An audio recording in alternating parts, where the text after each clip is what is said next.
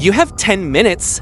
If yes, then I'll teach you something that 99% of Americans don't know. This is the skill that will put you ahead of everyone else. Look, 92% of Americans never complete their New Year goals. 90% of students know what they should do, yet they don't do it. In fact, 99% of people know exactly what their next step should be: go to the gym, eat healthy, work on career goals, grow their business, but they can't do it. Why? The answer is your subconscious mind. The problem isn't that you don't know the strategy. The problem isn't that you lack information. Today, there are thousands of YouTube videos, podcasts, books. The real problem is your subconscious brain won't let you take action. It works like an invisible force that keeps pulling you back. Think of it this way. If your body is an empire, your subconscious mind is the CEO controlling every decision. And it's incredibly powerful. Listen to this. Your conscious mind processes only 40 bits per second of data. This is the mind you actively use when you're thinking, making decisions. But your subconscious mind, it processes 11 million bits per second. It's 99.9% more powerful. This is the part that controls your habits, your automatic reactions, your beliefs, and fears. And this is the force you're fighting against daily without even knowing you're fighting it. But today, I'll give you a 3-step proven process. If you follow this, you'll learn to control your subconscious mind and see real transformation in your life. Imagine, you're standing at the edge of a cliff, 1,000 feet down, one step forward, and you fall. Now, if I give you $1 million and say take one step forward, would you? Absolutely not. $10 million? Still no. $100 million? You still won't take that step. Your entire body will stop you. Your instinct will scream, don't do it. This is dangerous. This will kill you. This is the power of subconscious beliefs. And the most interesting part, most of the time, there's no cliff in front of you.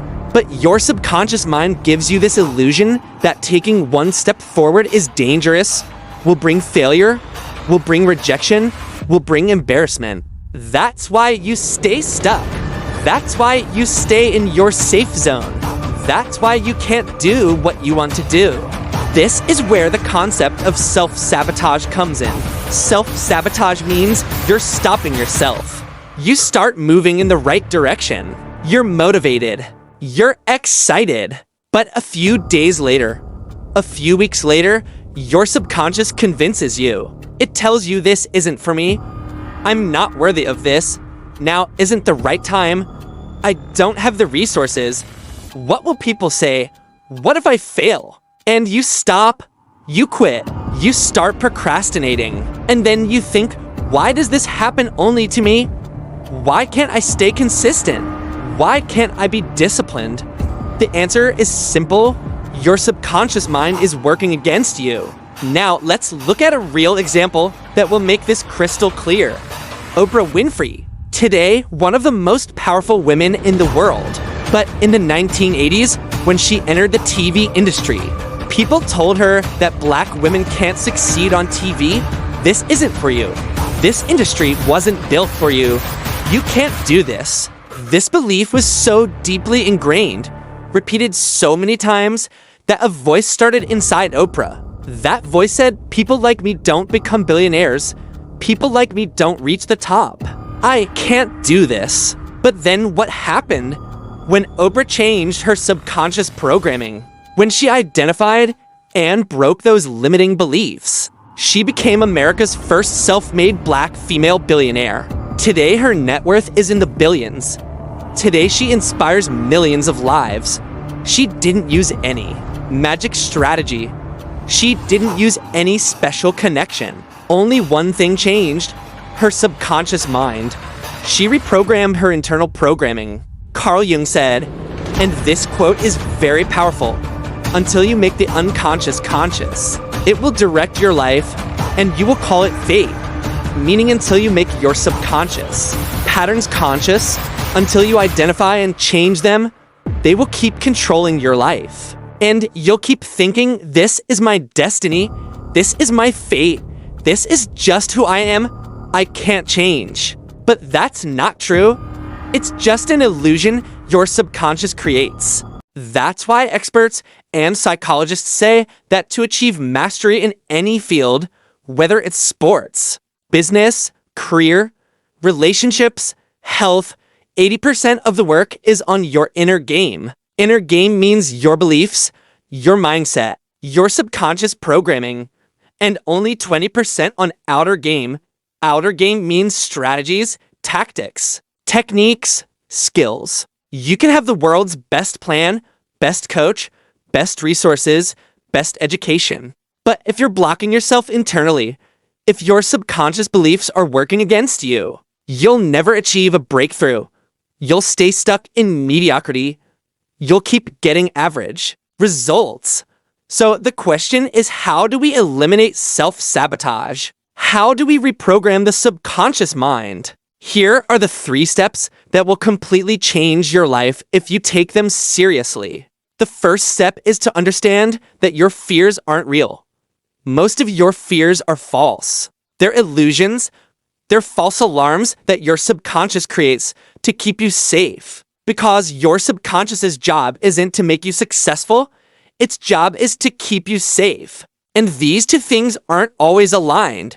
In a famous psychological study at Stanford University, this experiment was conducted. Participants were sent near a transparent box. They were told this box contains a poisonous spider, a deadly spider that if it bites you, you'll die. The box was transparent, but people were told the spider is very small so you can't see it. As soon as people approached the box, what was their physiological response? Their heart rate increased dramatically. Their hands started sweating. Their breathing got faster. Many people came close to panic attacks. Their body was reacting exactly as if they were in real danger. What was the reality? There was no spider in the box. It was completely empty. Their brain, their subconscious had just created an illusion, and their entire body was treating the illusion as if it were real. This is what's happening to you. Your beliefs are like invisible walls. They're not visible. They don't physically exist, but they stop you from moving forward. They limit your potential. They keep you in a small box when you could be so much bigger. The second step is now you need to identify your limiting beliefs. You need to find out what those invisible walls are. What those false beliefs are that you've created for yourself or that others have installed in you. Look at this example. There was an American graphic designer in New York. His skills were world-class. His portfolio was amazing, but he never charged more than $100 per project.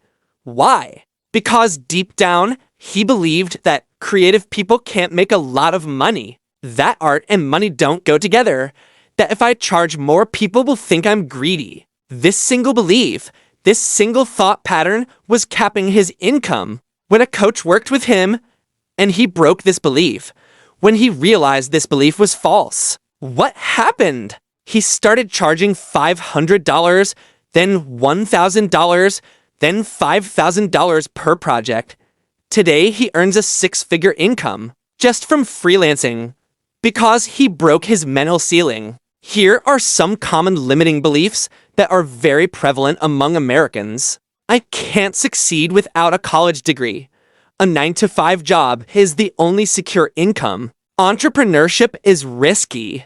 The American dream is dead. Opportunities don't exist anymore. I don't have the right connections. I don't know anyone. Opportunities only exist in big cities like New York, LA, San Francisco. Money doesn't buy happiness. I don't have time. I'm too busy. I don't have resources. I don't have capital. I'm too late.